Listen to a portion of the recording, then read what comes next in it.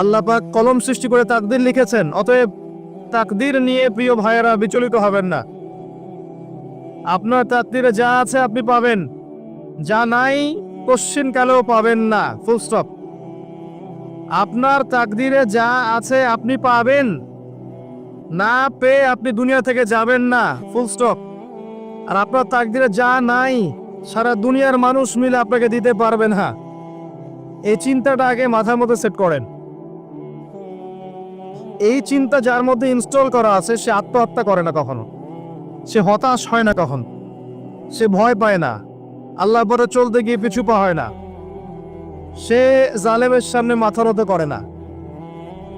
যার মাথায় এই চিন্তা আছে যে আল্লাহ যা লিখেছেন এটা হবে, যা লিখেন নাই সারা দুনিয়ার মানুষ মিলে সেটা হবে না, সিম্পল। এর মধ্যে আল্লাহ পাক পরীক্ষায় ফেলবেন, ওই বিষয়টা ডিফারেন্ট। আমি অবশ্যই তোমাদেরকে পরীক্ষা করব ভয় দিয়ে, ক্ষুধা দিয়ে, সন্তানের ইন্তেকাল দিয়ে, ফসলের ক্ষতি দিয়ে, সম্পদের ক্ষতি দিয়ে আমি পরীক্ষা করব।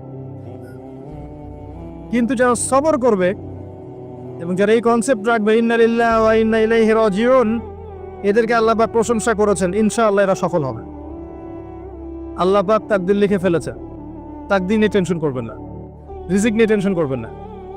এখনকার যুব সমাজের সবচেয়ে বড় টেনশন রিজিক। একটা জব, একটা ভালো জব, একটা ভালো ব্যবসা, সে সিকিউরড লাইফ চাচ্ছে, রিজিক নিয়ে চিন্তা করবেন না। আপনার কাছে যে রিজিক আছে এটা আপনার কাছে আসবেই ইনশাআল্লাহ। হয়তো সময় লাগছে কিন্তু আপনার কাছে আসবে ইনশাআল্লাহ। তা আপনি হালালের উপর থাকবেন, ন্যায়ের উপর থাকবেন, আপনি অন্যায় পথে রিজিক সার্চ করবেন না। আপনার তাকদিরে যে রিজিক আছে আপনার কাছে আসবে ইনশাআল্লাহ। এবার আসেন, আল্লাহ পাক এরপরে সৃষ্টি করেছেন মহাবিশ্ব, এই পুরো মহাবিশ্ব। তাকদির লিখার পরে মহাবিশ্ব কয় দিনে? ফি সিত্তাতি আইয়াম, 6 দিনে। মাত্র 6 দিনে আল্লাহ পাক পুরো মহাবিশ্ব সৃষ্টি করেছেন।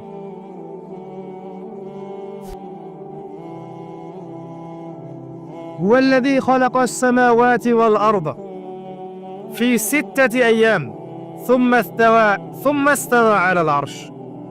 সূরা হাদীদের মধ্যে একটা আছে, তিনি সে আল্লাহ যিনি এই মহাবিশ্ব সৃষ্টি করেছেন 6 দিনে, এরপরে আরশের উপর সমাসীন হয়েছেন।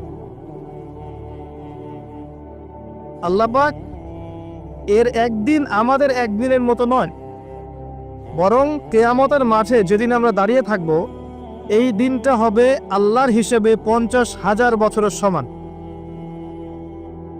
মানুষ অস্থির হয়ে থাকবে, বিচার শুরু হচ্ছে না কেন। অপেক্ষা করা কাজটা খুব যন্ত্রণাদায়ক, তাই না? কারো জন্য অপেক্ষা করা, অপেক্ষা করে আছেন, 1 ঘন্টা পর আসবে, এলো না, আপনি অস্থির হবেন। 2 ঘন্টা পর এলো না, 10 ঘন্টা পর এলো না, আপনি অস্থির হবেন, পায়চারি করবেন, বই পড়বেন, নাস্তা খাবেন, হাঁটাহাঁটি করবেন, আপনি ব্যাকুল হয়ে যাবেন। অপেক্ষা করা একটা ডিফিকাল্ট কাজ। কিয়ামতের মাঠে মানুষ 50,000 বছর অপেক্ষা করবে, বিচার শুরু হচ্ছে না কি জন্যে? সবাই গিয়ে ধন্না দিবে, প্রথমে আদম আলাইহিস সালাম, তারপরে নূহ আলাইহিস সালাম, ইব্রাহিম, মূসা, ঈসা আলাইহিমুস সালাম। আল্লাহর কাছে একটু সুপারিশ করেন, বিচার যেন শুরু হয় অ্যাটলিস্ট। কেউ কিচ্ছু করতে পারবে না, কারণ সবাই বলবে ইয়া নাফসি, ইয়া নাফস। দূর থেকে একজনের আওয়াজ আসবে, যিনি ইয়া নাফসি বলছেন না, যিনি বলছেন ইয়া উম্মতি, ইয়া উম্মতি। সবাই তার কাছে যাবে এবং তিনি আমাদের নবী মুহাম্মদুর রাসূলুল্লাহ সাল্লাল্লাহু আলাইহি ওয়াসাল্লাম সিজদায় পড়ে যাবেন এবং তার উম্মার জন্য সুপারিশ করবেন। উম্মার কবিরা গুনাহগার ব্যক্তিদেরকে সুপারিশ করে তিনি জান্নাতে নিয়ে যাবেন ইনশাআল্লাহ। আল্লাহ তাকে ওয়াদা করেছেন, হে নবী, তোমার উম্মতের কোনো ব্যক্তি যদি শিরিক না করে আমার সামনে উপস্থিত হয় আমি তাকে মাফ করে দেব ইনশাআল্লাহ। হাদিসে কুদসির মধ্যেও আছে যে হে আদম সন্তান, তুমি যদি দুনিয়ার সমান পাপ নিয়ে, আসমান জমিন সমান পাপ নিয়ে আমার সামনে দাঁড়াও, কিন্তু আমার সাথে কাউকে শরীক করনি, তাহলে আমি আল্লাহ তোমার সামনে আসমান জমিন সমান ক্ষমা নিয়ে উপস্থিত হব ইনশাআল্লাহ। শোনেন, 1999 জন মানুষ জাহান্নামে যাবে। প্রতি 1999 জন মানুষ জাহান্নামে যাবে। সহিহ বুখারীর হাদিস 4 বার এসেছে। এখানে ইকুয়েশনটা এমন না যে ম্যাথামেটিক্যালি ক্যালকুলেট করতে হবে, এমন নয়। এটা দিয়ে আধিক্য বোঝানো হচ্ছে বেশিরভাগই জাহান্নামে যাবে। এই কথা আল্লাহ পাক কিন্তু সূরা আরাফের মধ্যে বলেছেন 179 নম্বর আয়াতে, ওয়ালাকাদ যারানা লিজাহান্নামা কাসীরাম মিনাল জিন্নি ওয়াল ইনস। একই বিষয়ে কোরআন হাদিস পরস্পর মিলে যায়। এখানে একটা বিষয় বুঝতে হবে, আল্লাহ পাক বলেছেন সূরা নিসার মধ্যে, ইন্নাল্লাহা লা ইয়াগফিরু আন ইউশরাকা বিহি ওয়া ইয়াগফিরু মা দুনা যালিকা লিমান ইয়াশা।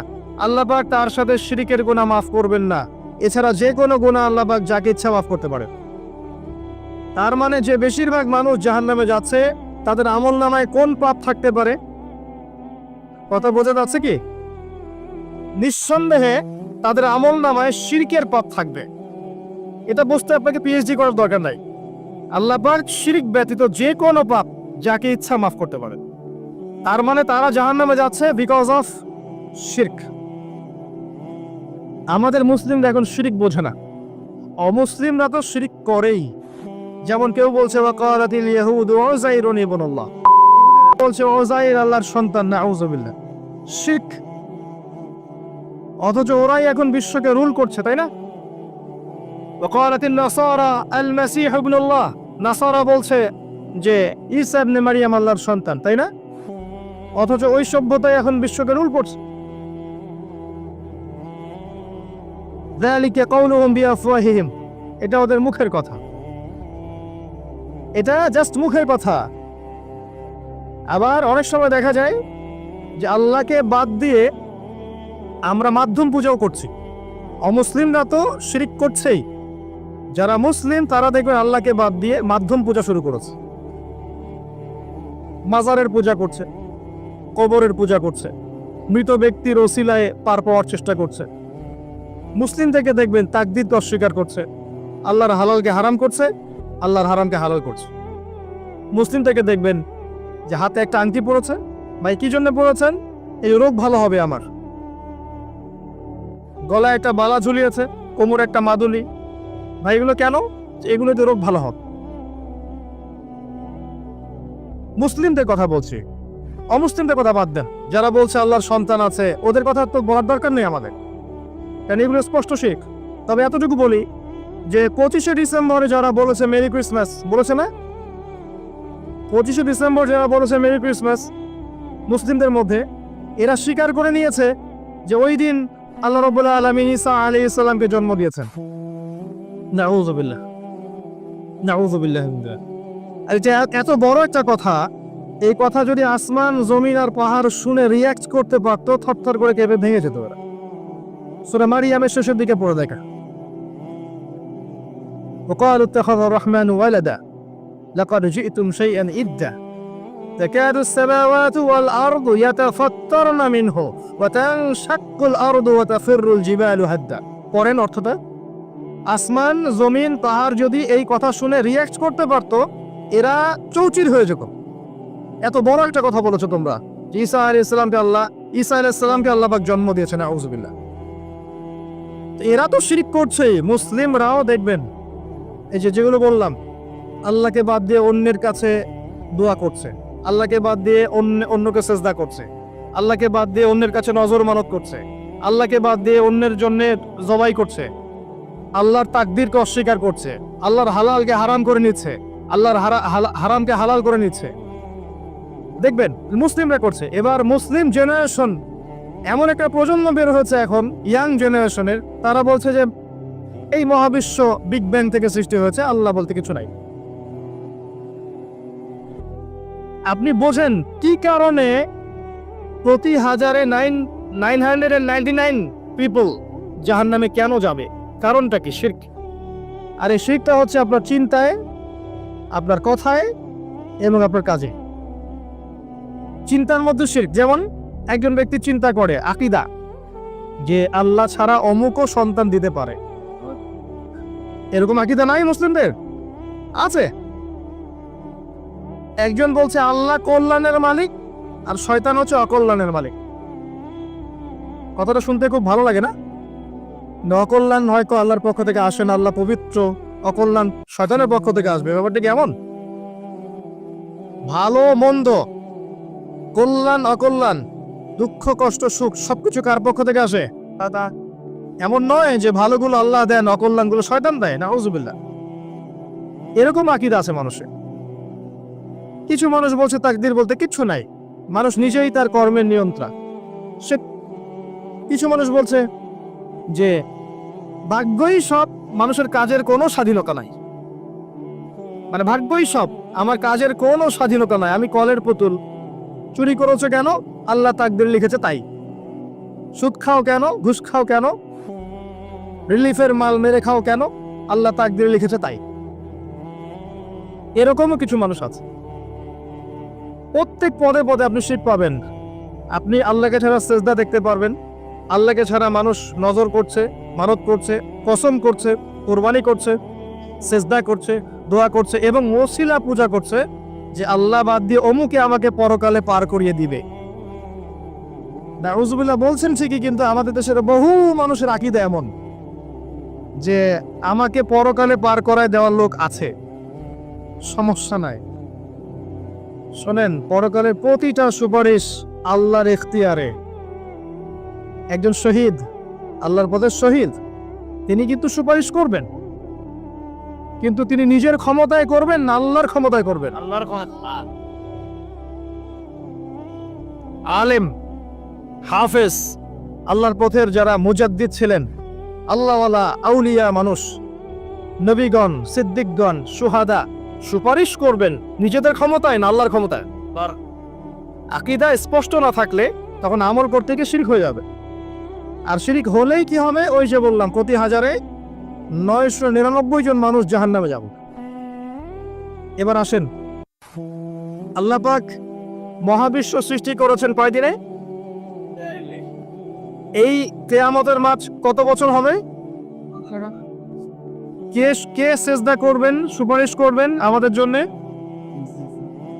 মুহাম্মদ সাল্লাল্লাহু আলাইহি ওয়াসাল্লাম। এবার আসেন, যে নবী আমার জন্য সুপারিশ করবেন, যেই নবী আমার জন্য হাউজে কাউসারে দাঁড়িয়ে থাকবেন, যেই নবীকে আমাকে কবরে দেখানো হবে এবং জিজ্ঞাসা করা হবে মান হাযা রাজুল বুইসা ফীকুম, কতজন যুবক, কতজন মানুষ আর কতজন মুসলিম মুহাম্মদ সাল্লাল্লাহু আলাইহি ওয়াসাল্লামের এই সুন্নাহগুলো আমরা মেনে চলি? যাকে কবরে দেখানো হবে, যিনি সুপারিশ করবেন, যিনি আমাদেরকে ছাড়া জান্নাতে যাবেন না, যিনি হাউজে কাউসারে দাঁড়িয়ে থাকবেন, যিনি জান্নাতের দরজায় প্রথম কড়া নাড়বেন এবং যিনি তার উম্মতকে নিয়ে ফিকির করছেন কিয়ামতের মাঠেও, ইয়া উম্মতি ইয়া উম্মতি, উম্মতের মধ্যে কতজন যুব সমাজ মুহাম্মদ সাল্লাল্লাহু আলাইহি ওয়াসাল্লামের সুন্নাহ মেনে চলে? বলেন। মুহাম্মদ সাল্লাল্লাহু আলাইহি ওয়াসাল্লামের উম্মাহ এখন ম্যাক্সিমাম মানুষ নামাজ পড়ে না। মুহাম্মদ সাল্লাল্লাহু আলাইহি ওয়াসাল্লামের উম্মার মধ্যে ম্যাক্সিমাম মানুষ এখন কোরআন পড়তে জানে না। মুহাম্মদ সাল্লাল্লাহু আলাইহি ওয়াসাল্লামের উম্মাহ হয়েও আমরা কোরআনের অর্থ বুঝি না, কোরআনের হুকুম আহকাম মানি না, তার সুন্নাত নিজেদের ব্যক্তি জীবনে, পারিবারিক জীবনে, সামাজিক জীবনে অ্যাপ্লাই করি না। বরং তার আদর্শ মেনে চললে আমাদেরকে মনে হয় আমরা পিছিয়ে পড়েছি। কোন মুখ নিয়ে আমরা তার সামনে দাঁড়াবো এটা ফিকির করতে হবে। আল্লাহ পাক মুহাম্মদ সাল্লাল্লাহু আলাইহি ওয়াসাল্লামকে বলবেন কিয়ামতের মাঠে, সূরা ফুরকান নিয়ে আলোচনা হচ্ছিল না? ওই সূরাতেই আছে। আল্লাহ পাক বলবেন যে তোমার কওমের কি হয়েছিল, কিভাবে বিভ্রান্ত হলো তোমার কওম। নবী সাল্লাল্লাহু আলাইহি ওয়াসাল্লাম শিকায়াত করবেন, ইন্না কওমি ইত্তাখাযু হাযাল কুরআনা মাহজুরা। শিকায়াতটা শোনেন, শিকায়াতটা শোনেন। নবী সাল্লাল্লাহু আলাইহি ওয়াসাল্লাম বলবেন, আমার কওম হে আল্লাহ কোরআনকে পরিত্যাগ করেছিল, আমার কওম হে আল্লাহ কোরআনকে পরিত্যাগ করেছিল। কি করছি কোরআন কেন্দ্রিক আমরা? কতজন কোরআন পড়তে জানি? হাত উঁচু করেন দেখি। মাশাআল্লাহ। না, সংখ্যা অনেক, আলহামদুলিল্লাহ। এবার বলেন কতজন কোরআনের ভাষাটা বুঝি? হাত উঁচু করেন দেখি। কোরআন পড়েন মাশাআল্লাহ। আয়াতুল কুরসি মুখস্থ আছে কয়জনের? হাত তুলুন। সবার মুখস্থ আছে। এবার বলেন কতজন অর্থ জানেন আয়াতুল কুরসির অর্থ? এটা পরিচিত আয়াত বললাম, একদম পরিচিত। 4-5 জন। দেখেন, ইন্না কওমি ইত্তাখাযু হাযাল কুরআনা মাহজুরা। যে কিতাবের ভিতরে ঢুকতে পারিনি আমরা, তার হুকুম আহকাম বিধিবিধান কেমন করে বাস্তবায়ন হওয়া সম্ভব বলেন? আল কোরআনের আলো যে ঘরে ঘরে জ্বালাতে চাই আমরা, প্রত্যেক ঘরের মানুষ যদি কোরআন না পড়ে না বোঝে কিভাবে জ্বলবে আমাকে বলে? শুধু স্লোগান দিয়ে জ্বলবে? শুধু শোডাউন করে জ্বলবে? আইওয়াশ করে জ্বলবে? আর এই জ্বলানোর দায়িত্ব কি সবার আগে রাষ্ট্রের না ব্যক্তির? ব্যক্তি ঠিক হচ্ছে না, রাষ্ট্রের দিকে আঙ্গুল তোলার কি দরকার? তো নিজেই ঠিক হচ্ছে না। নামাজ পড়তে রাষ্ট্র বাধা দিয়েছে নাকি? কোরআন তেলাওয়াত শিখতে রাষ্ট্র বাধা দিয়েছে? আরবি ভাষা শিখবেন, আপনি ব্যাকরণ শিখবেন, মাদ্রাসায় পড়বেন, কোরআন হাদিস গবেষণা করবেন, রাষ্ট্র বাধা দিয়েছে? নিজেই ঠিক হচ্ছি না, মানুষের দিকে আঙ্গুল তোলার সময় মাশাল। আপনি তো এমন একটা যুগে আছেন, এখন এমন একটা সমাজে আমরা এখন বসবাস করছি, যেই সমাজে এবং যেই বিশ্বে বৈশ্বিক কন্ট্রোলটা মুসলিমদের হাতেই নাই। পুরো বিশ্বের কন্ট্রোলটা মুসলিমদের হাতে নেই এখন। বিগত 100 বছর ধরে আমরা যে আপোষে ইখতিলাফে লিপ্ত ছিলাম, এই সময়গুলোর মধ্যে পৃথিবীর একটা সভ্যতা এত রাইজ করে গেছে যে তারা এখন আমাদেরকে উঠতে বললে উঠি, বসতে বললে বস। হ্যাঁ, বাস্তবতা এমন। অনেকে মনে হতে পারে না কথা ঠিক নয়, কথা ভুল। বাস্তবতা এমনই। পৃথিবীর বড় বড় সেকশন, পলিটিক্স, ইকোনমিক্স, আপনার জিওপলিটিক্স, মিডিয়া, সামরিক বিষয়, প্রযুক্তি, শিক্ষা এবং দর্শন, এই সমস্ত বিষয়গুলো এখন করে। জান, আপনি মনে হতে পারে না কথা সম্পূর্ণ ঠিক নয়, কিন্তু বাস্তবতা এমন। বাস্তবতাটা এমন। অথচ সংখ্যায়, ভৌগোলিক দিক থেকে, আয়তনে, জনবলে, প্রাকৃতিক সম্পদে মুসলিমদের চেয়ে সেরা কেউ নাই পৃথিবীতে। তারপরেও আমাদের এই অবস্থার কারণ কি জানেন? ওই যে ইন্না কওমি ইত্তাখাযু হাযাল কুরআনা মাহজুর। আমার কওম আল্লাহ কোরআন থেকে দূরে ছিল, কোরআনকে পরিত্যাগ করেছে। কারণগুলো বলছি শোনেন। কারণ হচ্ছে কোরআন থেকে দূরে থাকা, কারণ হচ্ছে নবী সাল্লাল্লাহু আলাইহি ওয়াসাল্লামের সুন্নাহ থেকে দূরে থাকা, কারণ হচ্ছে আপোষে ইখতিলাফ, বিভেদ, অনৈক্য,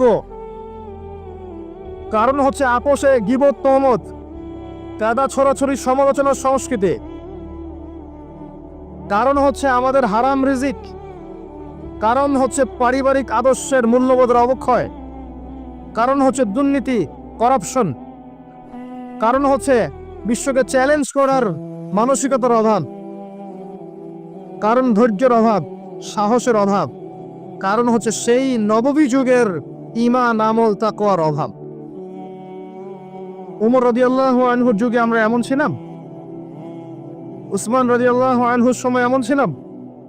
আলী ইবনে আবি তালিবের সময় এমন ছিলাম? আবু বকর সিদ্দিকের সময় এমন ছিলাম?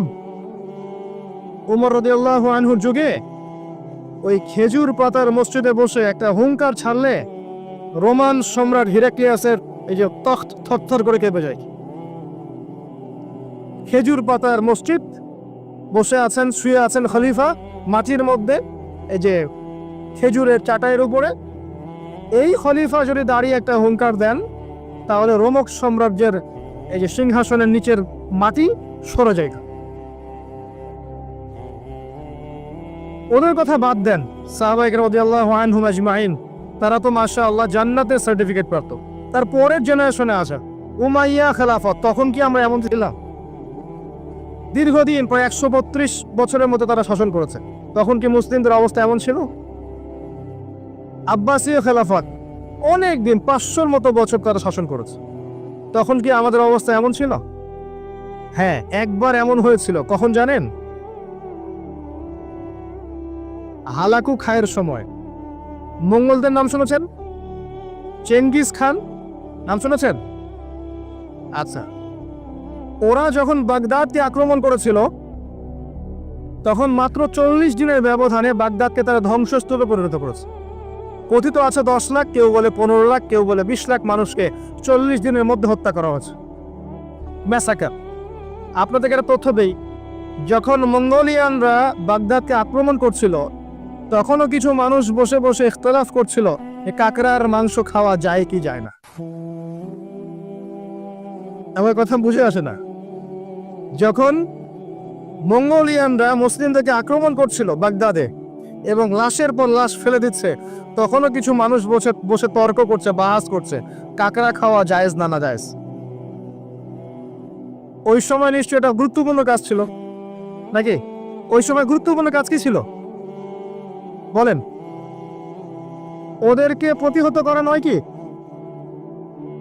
এখন যারা মুসলিমদের সাথে এমন আচরণ করছে, এখনো কি আমরা সেই কাজই করছি না? এই মানসিকতা থেকে বের না হতে পারলে কি আমাদের উন্নতি হবে ভাই? মৌলিক কাজে আসেন, প্রচুর পড়াশোনা করতে হবে। প্রথম কাজ, একটা দেশ, একটা সরকার থাকে, প্রশাসন থাকে, জনগণ থাকে, ওলামা কেরাম থাকে, যুব সমাজ থাকে, থাকে না? এরা সবাই এক না আলাদা? এরা সবাই একটা নেশন না আলাদা? একে অপরের শত্রু না মিত্র? একে অপরের ভাই না শত্রু? এরা সবাই একটা নেশন, একটা বডি না? একটা দেহের একটা অংশে আঘাত পেলে অন্য অংশ ব্যথা পায় না? ব্যথা পায়। যদি ব্যথা না পায় তাহলে ওই অংশটা প্যারালাইজ না? অবশ্য আমরা সবাই এক, এই কনসেপ্টটা ভুলে গেছি। আমরা সবাই মিলে যে একটা জাতি, কনসেপ্টটা ভুলে গেছি। আমরা আপোষে নিজেদের সাথে লড়ছি, ধর্মনেতা আর এক ধর্মনেতার সাথে, এক আলেম আর এক আলেমের সাথে, এক বক্তা আর এক বক্তার সাথে, এক পলিটিক্যাল দল আর এক পলিটিক্যাল দলের সাথে, একটা ধর্মীয় দল একটা ধর্মীয় দলের সাথে। দেখবেন আমরা আপোষে লড়ছি, অথচ আমরা সবাই কিন্তু এক। প্রথমত আমরা আল্লাহর বান্দা, এরপর আমরা মুসলিম, আমরা একই জাতীয়তায় বিশ্বাস। এখন একটা বিভক্ত জাতিকে দমন করা কি কঠিন না সহজ? কথা বলে সহজ না কঠিন?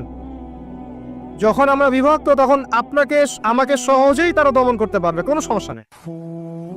যদি আমরা ঐক্যবদ্ধ থাকতে পারতাম তাহলে আজকে আমাদের অবস্থাটা হতো না।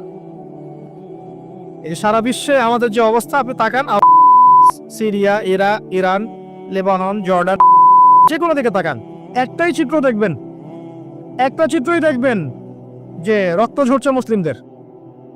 কাদের?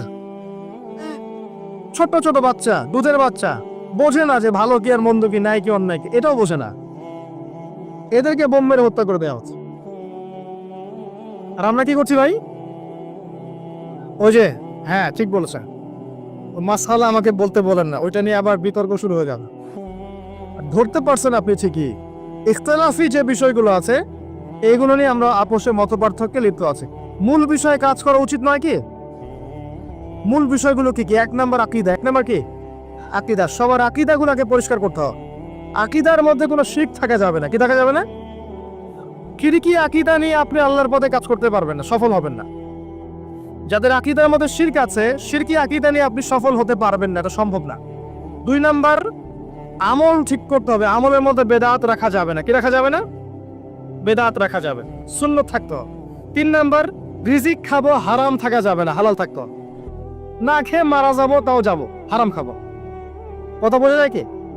খাবো না, বা 3 বেলার জায়গায় 1 বেলা খাবো, হারাম খাবো, পারা যাবে ইনশাআল্লাহ।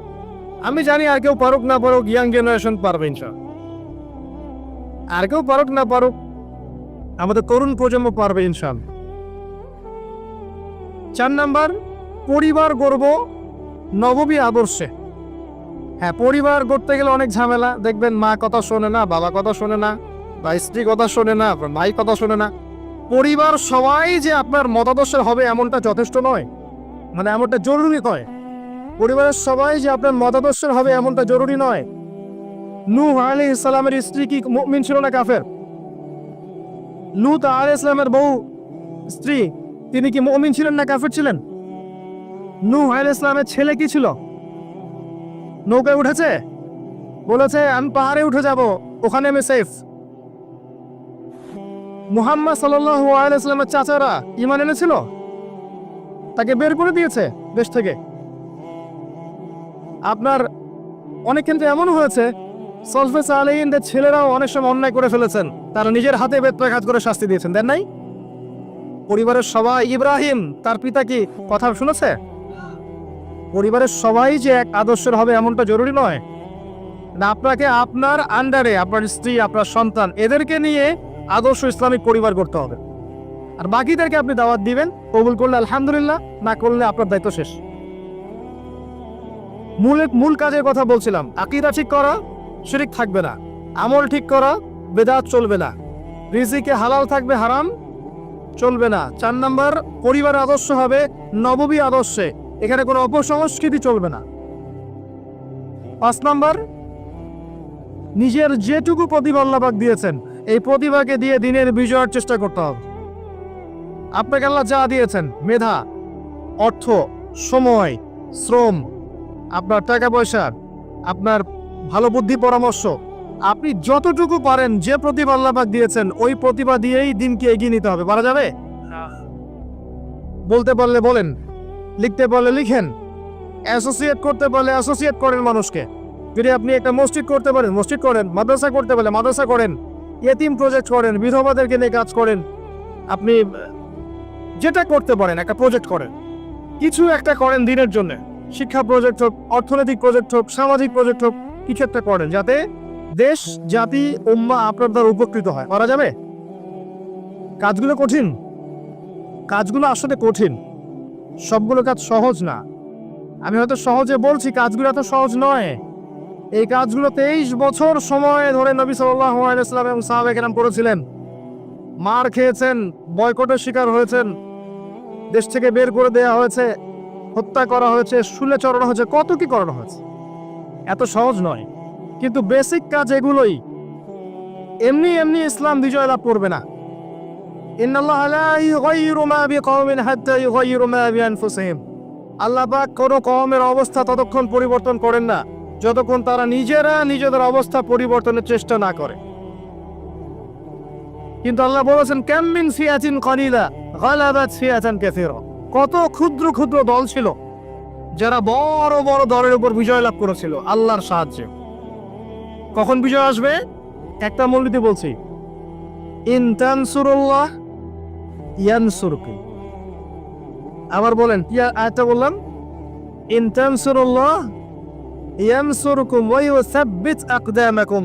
যখন তোমরা আল্লাহকে সাহায্য করবা, আল্লাহ তখন তোমাদেরকে সাহায্য করবে।